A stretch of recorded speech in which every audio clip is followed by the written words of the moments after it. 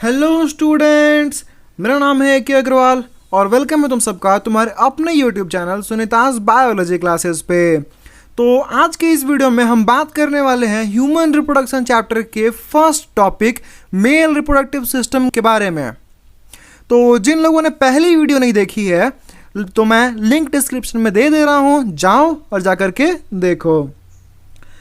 और एक बात, जो लोग मेरी ये वीडियो पहली बार देख रहे हो उन्हें मैं बता दूं कि इस चैनल पे मैं आपको एनसीईआरटी कंप्लीट हिंदी में लाइन बाय लाइन तक समझाता हूं।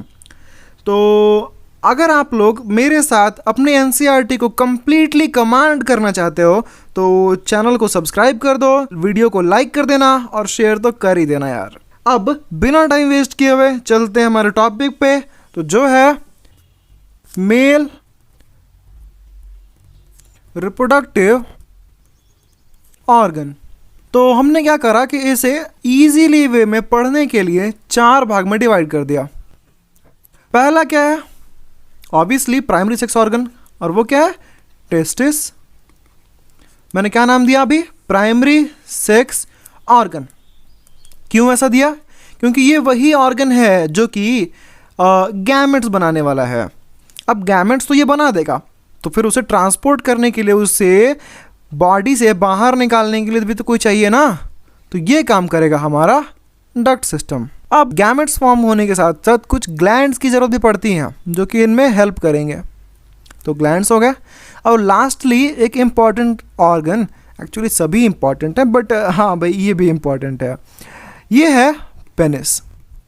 इसे हम एक्सटर्नल जेनाइसीलिया या फिर कॉपुलेटरी ऑर्गन के नाम से भी जानते हैं। तो हमें क्या करना है कि हम बारी बारी इन सभी ऑर्गन्स को पढ़ेंगे और समझेंगे कि कैसे ये इंटीग्रेटेड वे में कंप्लीट मेल रिप्रोडक्टिव ऑर्गन बन के परफॉर्म करते हैं सेक्सुअल रिप्रोडक्शन में। तो चलिए शुरुआत करते हैं टेस्टिस से। हम सभी को ये बेसिक बातें तो पता ही होंगी कि टेस्टिस जो है हमारे बॉडी में पेयर्ड ऑर्गन होता है, यानी कि दो प्रेजेंट होते हैं, ठीक है।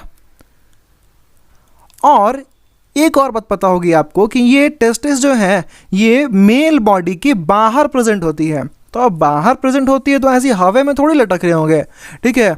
हाँ जी, ये क्या है कि आपको एक पाउच लाइक स्ट्रक्चर में कंटेन करती है जिसे हम बोलते हैं स्क्रोटम। हाँ जी, ये स्क्रोटम क्या करता है कि इन दोनों टेस्टिस को कंटेन रखता है। और इसका और भी फंक्शंस हैं। चलिए एक काम करते हैं, पहले एक अच्छा सा डायग्राम में देख लेते हैं, हालांकि मेरा वाला भी ख़राब नहीं है। तो इस डायग्राम में आप बड़ी अच्छी तरीके से देख सकते हैं कि कैसे ये स्क्रोटम जो है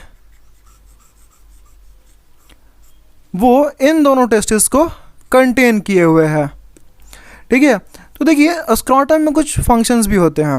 एक्चुअली मैं कहूँगा कि एक बहुत इंपॉर्टेंट फंक्शन होता है, ठीक है। वो क्या कि ये टेस्टिस को टेम्परेचर मेंटेन करने में हेल्प करता है। टेम्परेचर, हाँ जी बिल्कुल। तो टेस्टिस क्या करता है? स्पर्म फॉर्म करता है, और स्पर्म फॉर्मेशन के लिए जो टेम्परेचर चाहिए वो बॉडी टेम्परेचर से 2 से 2.5 डिग्री सेल्सियस तक कम चाहिए होता है।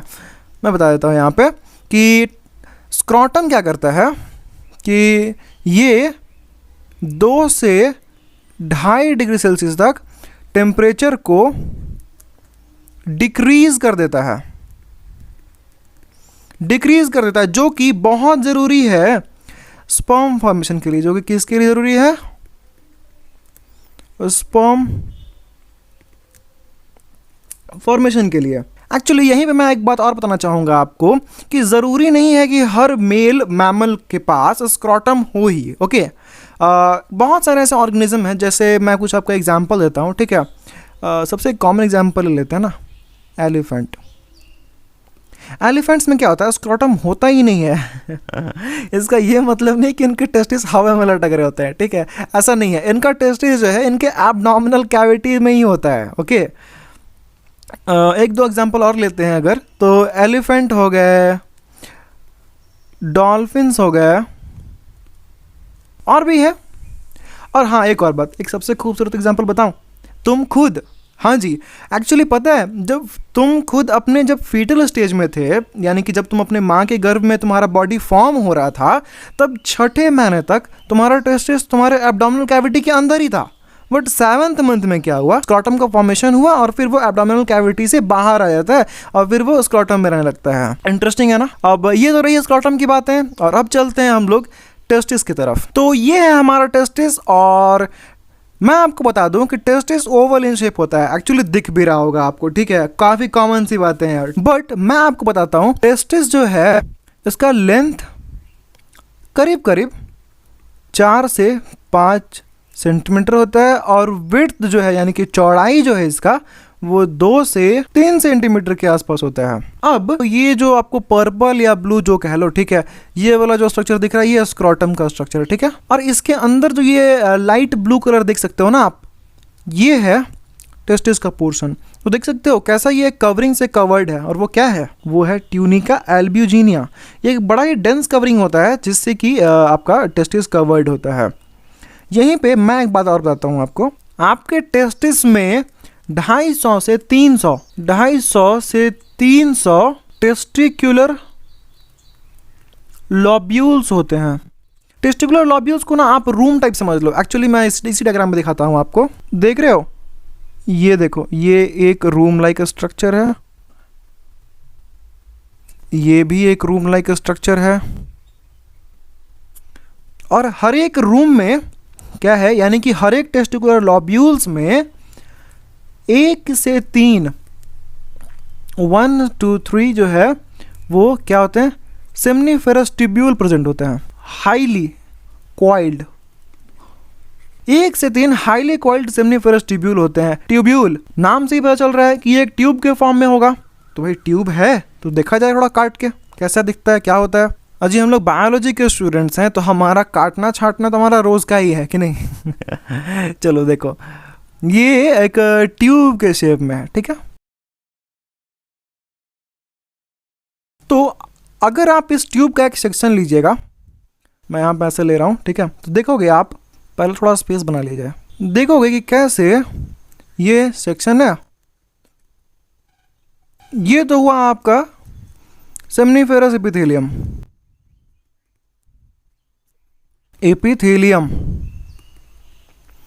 और यहीं पे क्या है कि स्पर्मेटोगोनिया सेल लगे हुए हैं। अगर तुम ये नाम पहली बार सुन रहे हो तो थोड़ा सब्र रखो, तुरंत पता चल जाएगा। स्पर्मेटोगोनिया सेल्स लगे हुए हैं, और यहां पे एक और सेल जो होता है, ठीक है, वो कौन सा, सर्टोली सेल। मैं नाम दे देता हूं, सर्टोली सेल। और ये जो सेल्स थे ये हैं हमारे स्पर्मेटोगोनिया सेल्स।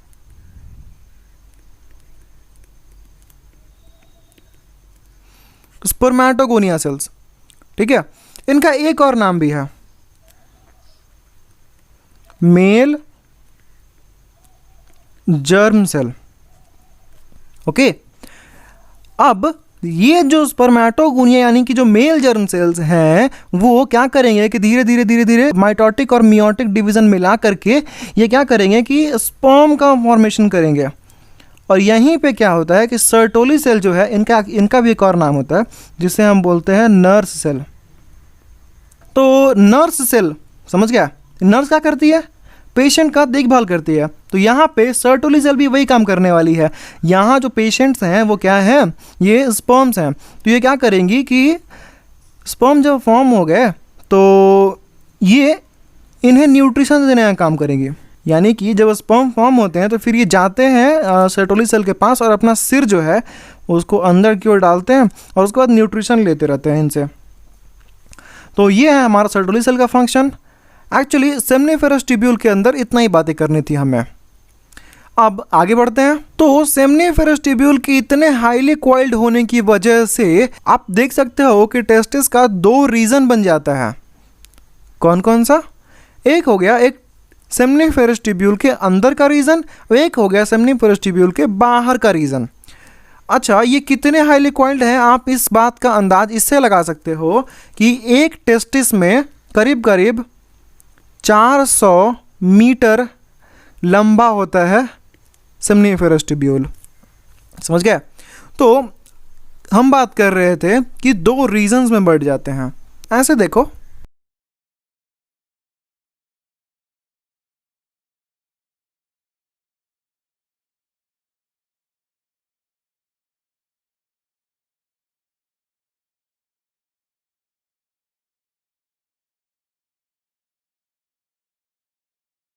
तो ये सभी को आप मान लो सेमनीफेरस ट्यूब्यूल्स,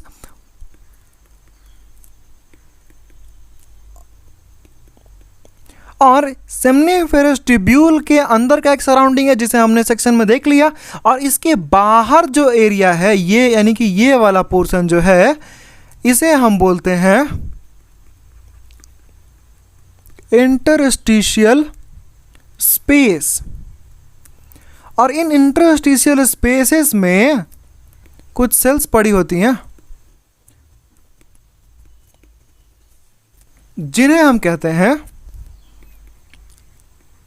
लिडिक सेल, या फिर ये रहती कहाँ है? इंटरस्टिशियल स्पेस में, इसीलिए इसे बोलते हैं इंटरस्टिशियल सेल्स। और यहीं पे हमें कुछ कुछ ब्लड वेसल्स भी देखने को मिलती हैं। तो ये दो रीजंस हो गए। अब लिडिक सेल, तो आखिरकार इनका क्या फंक्शन है? यहीं पे हम जानेंगे कि लिडिक सेल जो है वो एंड्रोजन सिक्रेट करती हैं।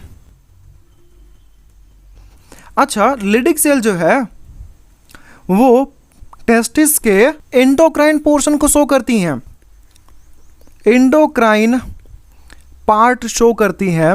और ये जो सेमनीफेरस ट्यूब्यूल के अंदर का जो पार्ट था वो हो गया आपका एक्सोक्राइन।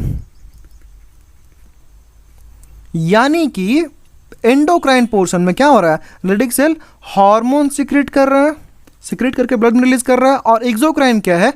यहां पे जर्म से रिलीज हो रहे हैं और इनके पास एक अच्छा खासा डक्ट सिस्टम है ट्रांसपोर्ट के लिए।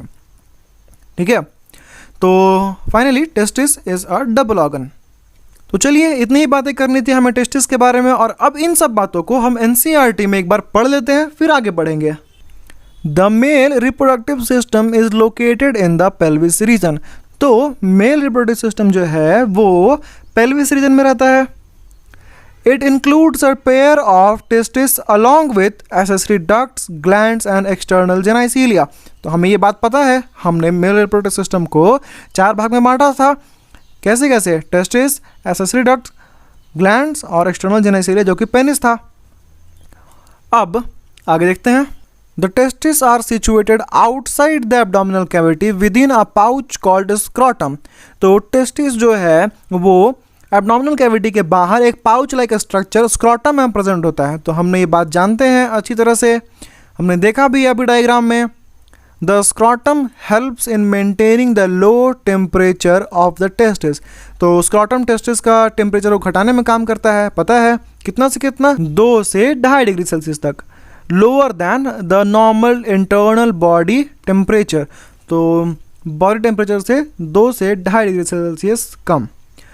नेसेसरी फॉर स्पर्मेटोजेनेसिस, जो कि स्पर्म को फॉर्मेशन में ज़रूरी होता है। In adults each testis is oval in shape. तो एडल्ट्स में टेस्टिस जो है ओवल इन शेप होता है, पता है हमें। इसका लेंथ क्या होता है? 4 से 5 सेंटीमीटर, बता दिया है मैंने। विड्थ जो है 2 से 3 centimetre. Testis is covered by a dense covering. हाँ भाई, तो ये डेंस कवरिंग कौन सा था? याद करो। जी हाँ, ये ट्यूनिका एल्ब्यूजिना की बात कर रहा है यहाँ पे। Each testis has about 250 compartments called testicular lobules. तो मैंने बताया था कि टेस्टिस में 250 कंपार्टमेंट्स होते हैं, 250 से 300 होते हैं एक्चुअली, बट चलिए जो एनसीईआरटी कहती है सही है। तो 250 कंपार्टमेंट्स होते हैं जिन्हें हम बोलते हैं टेस्टिकुलर लॉब्यूल्स। और इन लॉब्यूल्स के अंदर 1 से 3 हाईली कॉइल्ड सेमनीफेरस ट्यूब्यूल्स होते हैं। आप ऐसे समझ लो ना कि ये इतने हाईली कॉइल्ड होते हैं कि एक टेस्टिस में करीब करीब ये 500 से 600 होते हैं। In which sperms are produced. जिसमें कि स्पर्म प्रोड्यूस होते हैं। Each seminiferous tubule is lined on its inside by two types of cells called male germ cell यानी कि स्पर्मेटोगोनिया एंड सर्टोली सेल। हाँ भाई, तो हमने ये बात बड़ी अच्छी तरह से देख रखी है डायग्राम के थ्रू कि कैसे सेमनीफेरस ट्यूब्यूल के अंदर उसकी उनके वाल में कैसे स्पर्मेटोगोनिया सेल्स लगे हुए होते हैं और उनके बगल में सर्टोली सेल प्रेजेंट होता है जो कि न्यूट्रिशन देने का काम करता है। अब आगे देखते हैं। The male germ cells undergo meiotic divisions finally leading to sperm formation. तो ये जो मेल जर्म सेल्स थे यानी कि स्पर्मेटोगोनिया जो थे वो क्या कर रहे थे, मियोटिक डिवीजन करेंगे और फाइनली स्पर्म को बनाएंगे। ठीक है, ये बातें हमें गैमेटोजेनेसिस में बहुत अच्छे से पढ़नी है, तो इन बातों को अभी यहाँ पे आप सिर्फ लाइन में पढ़ लो। While sertoli cell provide nutrition to the germ cells. तो सर्टोली सेल क्या है, न्यूट्रिशन प्रोवाइड करते हैं इन जर्म सेल्स को। जर्म सेल कौन से, यही यहाँ पे स्पर्म की बातें हो रही हैं। The regions outside the seminiferous tubule called interstitial spaces. तो हमने बता रखा था कि सेमनीफेरस ट्यूब्यूल्स के बाहर में जो स्पेसेस हैं उन्हें कहते हैं हम इंटरस्टिशियल स्पेसेस, और इनके पास होता है कुछ ब्लड वेसल्स और इंटरस्टिशियल सेल्स जिनका एक और नाम है लिडिक सेल। और फिर लिडिक सेल का काम क्या था, Leydig cell synthesize and secrete testicular hormones called androgens. तो लिडिक सेल क्या कर रही थी, एंड्रोजेंस को बना रही थी और सिक्रीट कर रही थी। अब आगे देखते हैं। Other immunologically competent cells are also present. हाँ भाई, तो ये बातें रह गई हमसे। तो कुछ और इम्यूनोलॉजिकली कॉम्पिटेंट सेल्स भी प्रेजेंट होती हैं। चलो आपकी उत्सुकता को ना बढ़ाते हुए मैं आपको बता देता हूँ। यहाँ पे जो प्रेजेंट होती हैं वो सबसे पहले तो होती हैं लिम्फोसाइट्स। कौन कौन से, B T, okay, mast cells, macrophages, बस। तो यहाँ पे हमारा टेस्टिस फिनिश हो जाता है और अब हम आगे पढ़ने वाले हैं डक्ट्स के बारे में। तो चलिए पहले मैं अपने स्तर से आपको बता देता हूँ, फिर एनसीईआरटी को देखेंगे। डक्ट्स को हम दो भाग में बांटते हैं on the basis of location, okay. पहला जो है वो है इंट्रा टेस्टिक्युलर और फिर है एक्स्ट्रा टेस्टिक्युलर। ठीक है, तो देखिए इंट्रा यानी कि वो डक्ट्स जो टेस्टिस के अंदर आती हैं, इनमें यहाँ पे हमें तीन तरह के डक्ट देखने को मिलेंगे। पहला आता है हमारा ट्यूबुली रेक्टी, ई है, ठीक है। और नेक्स्ट आता है हमारा रेटेटेस्टिस, और फिर आगे आएगा हमारा वासा इफरेंसिया। अब अगर हम बात करें एक्स्ट्रा टेस्टिकुलर डक्ट की, तो इसमें हमें दो तरह के डक्ट देखने को मिलेंगे। पहला आता है हमारा इपीडिडाइमिस और दूसरा आएगा हमारा वास डिफरेंस। इपीडिडाइमिस को हम वापस से तीन पार्ट में डिवाइड करने वाले हैं। एक्चुअली आप इसको सिंपली हेड बॉडी टेल भी कह सकते हो, बट मैं यहाँ पे आपको नाम बताना चाहूँगा। पहला जो है यानी कि हेड वाला रीजन, उसका नाम है कैपेट। फिर बॉडी वाले पोर्शन का नाम कॉर्पस और फिर कॉर्डा। तो चलो फटाफट सारे डक्ट्स को हम डायग्राम की मदद से देख लेते हैं, उनकी प्लेसमेंट। और जैसा कि हमने डक्ट्स को दो भागों में बांट लिया है, इंट्रा टेस्टिकुलर और एक्स्ट्रा टेस्टिकुलर। तो इंट्रा टेस्टिकुलर का जो सबसे पहला डक्ट था वो था ट्यूबुली रेक्टी, राइट। देखो यहाँ क्या है कि सेमनीफेरस ट्यूब्यूल आप देख सकते हो, जैसे ही ये सेमनीफेरस ट्यूब्यूल रेटेटेस्टिस से मिलने वाला होता है उससे पहले ये थोड़ा सीधा हो जाता है। जो यहाँ पे क्वाइल रहता है, ऐसे ऐसे ऐसे ऐसे पूरा क्वाइल रहता है, वो एंड पोर्शन पे आकर के सीधा हो जाता है। तो क्या है कि ये जो सीधा वाला पोर्शन है इसे ही हम बोलते हैं ट्यूबुली रेक्टी, राइट। अब यहाँ पे देख सकते हो कि ये ट्यूबुली रेक्टी जो है वो जाकर के सीधे किस में मिल रही है, ये इसमें। और ये क्या है, ये है हमारा रेडियोटेस्टिस। तो ट्यूबुली रेक्टी के बाद फिर रेडियोटेस्टिस।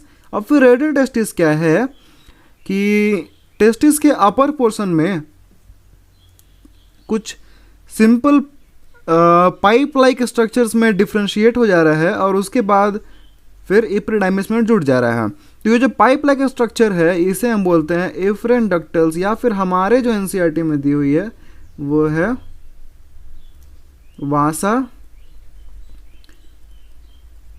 इफरेंसिया।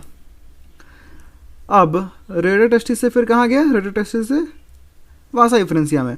अच्छा, यहीं पे क्या है कि स्पर्म जो है वो टेस्टिस की बाउंड्री देख रहे हो, टेस्टिस से बाहर निकल जाती है। अब वासा इफरेंसिया के बाद स्पर्म इपरिडाइमिस में एंटर करती है और इपरिडाइमिस को हम 3 भागों में बांट लेते हैं, हेड, बॉडी और टेल। और हेड वाले रीजन के बाद स्पर्म धीरे धीरे धीरे धीरे नीचे आती है बॉडी की तरफ और फिर बॉडी से आती है टेल की तरफ। यहीं पे टेल के पास, टेल का एक इम्पॉर्टेंट फंक्शन होता है कि ये स्पर्म्स को स्टोर कर सकती है। ओके, फिर टेल ऑफ इपरिडाइमिस ऊपर जाता है और फिर बनता क्या है, वास डिफरेंस। और by the way vas deferens भी स्पर्म को स्टोर कर सकता है। ठीक है, अब अगले डायग्राम में देखते हैं कि ये वास डिफरेंस फिर आगे कहाँ मिलता है। हाँ भाई, तो ये देखो वास डिफरेंस जो है वो ये रहा हमारा वास डिफरेंस, फिर ऊपर की ओर जाता है और यूरिनरी ब्लैडर के पास, ये देख रहे हो ये यूरिनरी ब्लैडर है आपका, ये यूरिनरी ब्लैडर के ऊपर से ऐसा लूप बना करके ऊपर ऊपर लूप मतलब ऐसा सडन कर्व, राइट।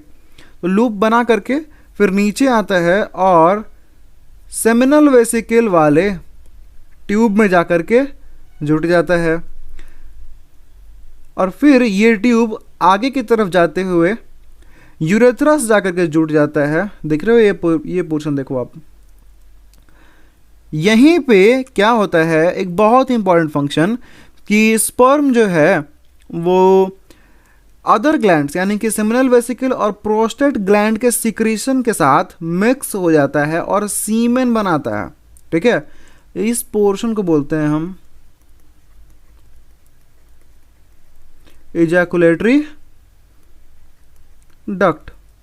ठीक है, तो जब ये जाकर के यूरेथ्रा में ज्वाइन हो जाता है तो फिर ये यूरेथ्रा की पाथ फ्लो को फॉलो करते करते करते करते फिर ये उसी रास्ते से बाहर निकल आता है। तो ये रहा हमारा डक्ट का सिस्टम, हमने स्टेप बाय स्टेप सभी को जान लिया। एक काम करते हैं, बेहतर तरीके से समझ में आने के लिए हम इसे लिख लेते हैं। तो पहली बात हमने की ट्यूबुली रेक्टी की, दूसरी बातें हमने की रेटे टेस्टिस की, थर्ड बात हमने की वासा डिफरेंसिया की, फोर्थ जो बातें हैं वो हमने करी इपरिडाइमिस की। अब यहाँ पे मैं तीनों पोर्शन नहीं लिखने वाला हूँ इपरिडाइमिस की, याद रख लेना आप लोग खुद से।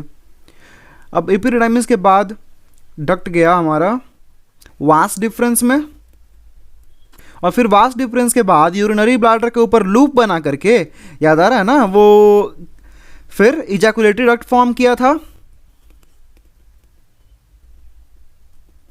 और फिर ये इजैकुलेटरी डक्ट जाकर के यूरेथ्रा में ज्वाइन हो गया था और यूरेथ्रा से फिर ये बाहर आउटसाइड रिलीज हो जाता है। तो चलिए फटाफट इसे हम एनसीईआरटी में देख लेते हैं। The male sex accessory ducts include retrotestis, vasa efferentia, epididymis and vas deferens। तो यहाँ तो हालांकि 4 ही चीज़ें दी गई हैं बट हमने अभी डिटेल में पढ़ा, तो देखते हैं एनसीईआरटी के हिसाब से।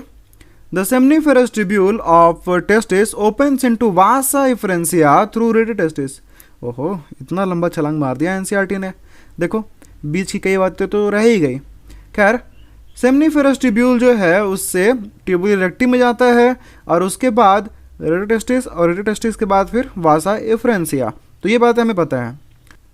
The Vasa एफरेंसिया leave the testis and open into epididymis located along the posterior surface of each testis. तो वासा एफरेंसिया वो आखिरी डक्ट है जिसमें स्पर्म जो है वो टेस्टिस को छोड़ करके बाहर निकल गया होता है। और वासा एफरेंसिया फिर एपिडिडाइमिस में मिलता है जो कि किसी भी टेस्टिस के पोस्टेरियरली जुटा हुआ होता है। आप ऐसा देख लो, ये एक अगर टेस्टिस है तो ये इसके एपिडिडाइमिस ऐसे इसके पोस्टेरियर साइड में लगा रहता है। The epididymis leads to vas deferens that ascends to abdomen and loops over the urinary bladder. तो ये एपिडिडाइमिस जो है वो ऊपर जाता है और वास्ट डिफरेंस में जाकर के जुट जाता है और फिर ये वास्ट डिफरेंस यूरिनरी ब्लैडर के ऊपर एक लूप बनाता है, हमने देख रखा अभी। और फिर ये सेमिनल वेसिकल से जो डक्ट आ रहा होता है उसमें जुट जाता है और फिर ये डक्ट यूरेथ्रा में जाके खुलता है और क्या बनाता है, एजैकुलेटरी डक्ट। यही जो डक्ट है वो स्टोर करता है और ट्रांसपोर्ट करता है सीमेन का from testis to outside through the urethra. यहाँ पे देखो एक कन्फ्यूजन वाली बात रह गई कि यहाँ पे एनसीईआरटी ने इस कदर लिखा है कि आपको लगेगा कि एजैकुलेटरी डक्ट स्टोर करता है स्पर्म। हालांकि बात यहाँ पे ये है कि स्टोर करना स्पर्म का फंक्शन है एपिडिडाइमिस का और वास्ट डिफरेंस का। The urethra originates from the urinary bladder and extends through the penis to its external opening called urethral meatus. तो यूरेथ्रा जो कि यूरिनरी ब्लैडर से लिंक्ड होता है वो नीचे की ओर आता है पेनिस की तरफ और फिर बाहर की तरफ खुल जाता है और जहाँ पे खुलता है उसे कहते हैं हम urethral meatus. Actually urethral meatus को हम डायग्राम में देख लेते हैं। ये देखो, ये पोर्शन देख रहे हो, ये है आपका यूरेथ्रल मीटस। चलो अब आगे देखते हैं। तो अब हम बात करने वाले हैं यहाँ पे कुछ ग्लैंड्स के बारे में। मेल रिप्रोडक्टिव सिस्टम में बेसिकली आपको 3 ग्लैंड्स पढ़ने हैं। पहला जो है वो है हमारा सेमिनल वेसिकल, दूसरा जो है वो आपको मिलेगा प्रोस्टेट और थर्ड जो है बल्बो यूरेथ्रल। इनका एक और भी नाम है कॉपर्स ग्लैंड। तो हम वापस से बारी बारी पढ़ेंगे इन सबको और समझेंगे इनके फंक्शंस के बारे में। तो पहले आता है हमारा सेमिनल वेसिकल। तो सबसे पहली बात जो हमें सेमिनल वेसिकल के बारे में जाननी है वो है इनकी लोकेशन। तो ये भाई साहब प्रेजेंट होते हैं बिहाइंड द ब्लैडर। और दूसरी बात कि सेमिनल वेसिकल एक ग्लैंड है, तो ऑब्वियस सी बात है ग्लैंड है तो कुछ सीक्रेट करेगा ही, बिल्कुल करेगा। तो सेमिनल वेसिकल के सिक्रीशन में आपको फ्रुक्टोज और प्रोस्टाग्लैंडिन्स पाई जाती हैं। फ्रुक्टोज को स्पर्म का फ्यूल भी कहते हैं। अब यहाँ पे एक और इंटरेस्टिंग बात कि सीमेन का 60% of amount seminal vesicle secret करता है। आप समझ रहे हो इस बात को कि 60% of semen is produced by as for seminal, right. तो इतनी ही बातें करनी थी हमें सेमिनल वेसिकल के बारे में। और अब आगे बात करते हैं प्रोस्टेट ग्लैंड के बारे में। प्रोस्टेट ग्लैंड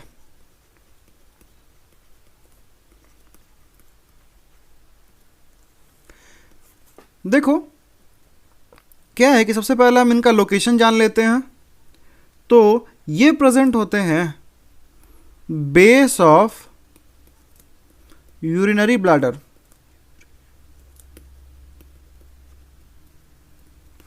ठीक है। और इनका जो सिक्रीशन होता है वो एल्कलाइन इन नेचर होता है।